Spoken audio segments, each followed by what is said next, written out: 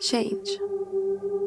The word change both provokes me and excites me.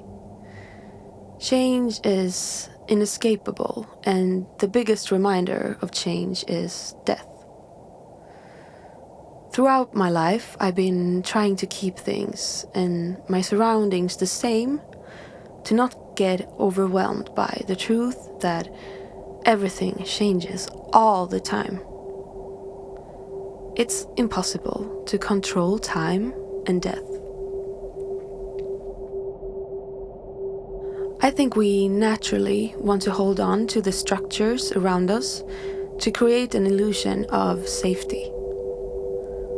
A lot of us believe that if we keep our world small and structured, we can't get hurt or overwhelmed. We ignore the fact that by controlling life, we slowly invite more chaos by clinging to a way of living that is narrow and untameable. Eventually, the illusion will break, and when it does, it will do so with a bang.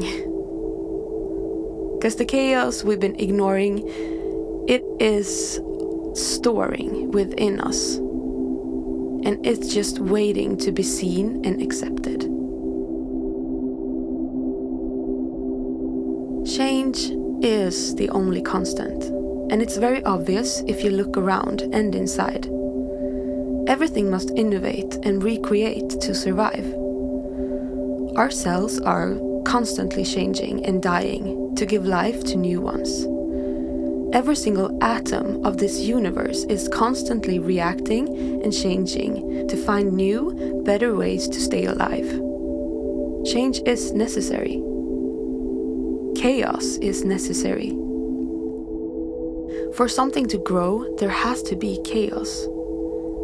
Because it's when something dissolves, it can be rebuilt. We need to accept this chaos and understand the power of change to reach the ultimate sense of order. I believe that what keeps us from accepting the constant chaos is our attachment to the world we've created for ourselves.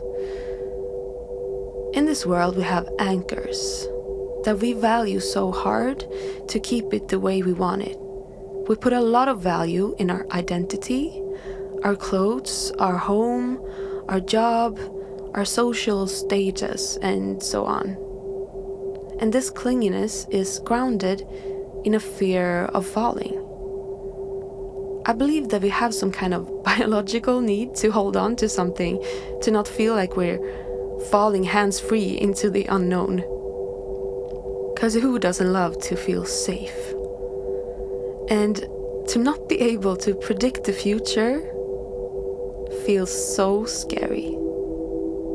But when we create this sense of safety, we lose a lot of our true selves.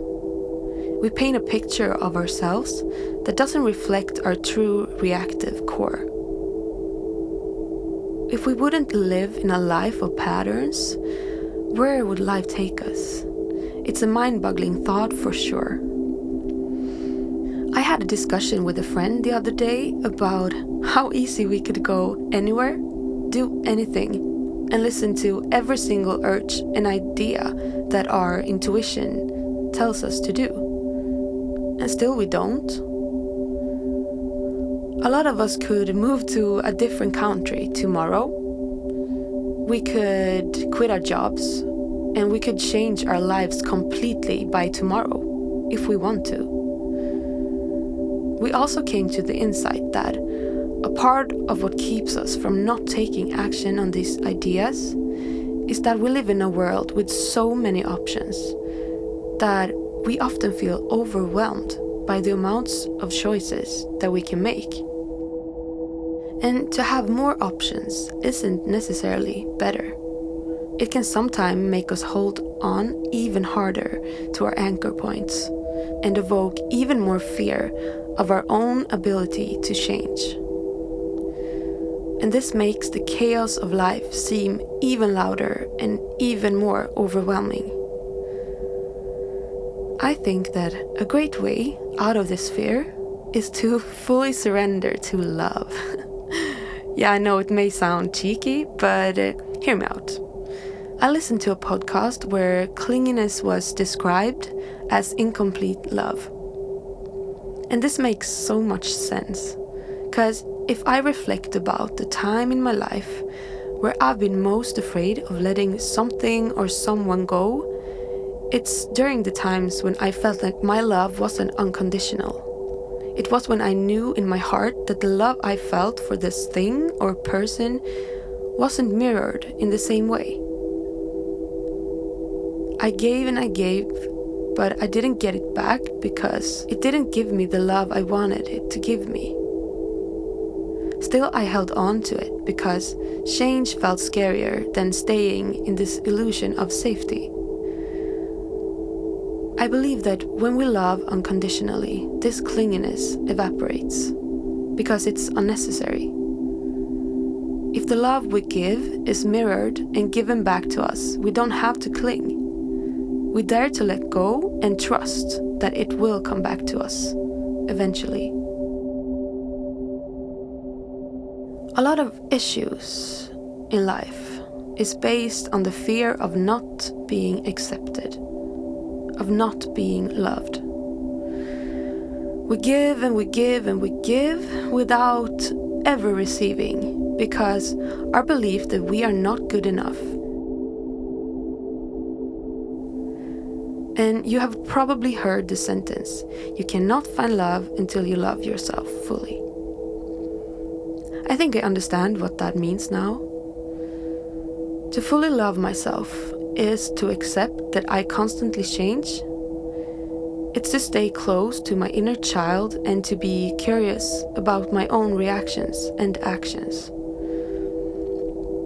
And to truly love myself is to love the journey and surprises I give myself. To see it as an adventure and to surrender to my inner child's urges.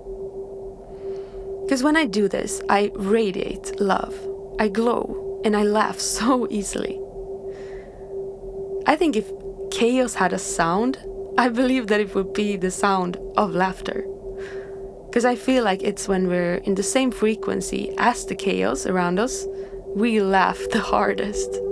Because it's a sense of bursting and a sense of ease at the same time.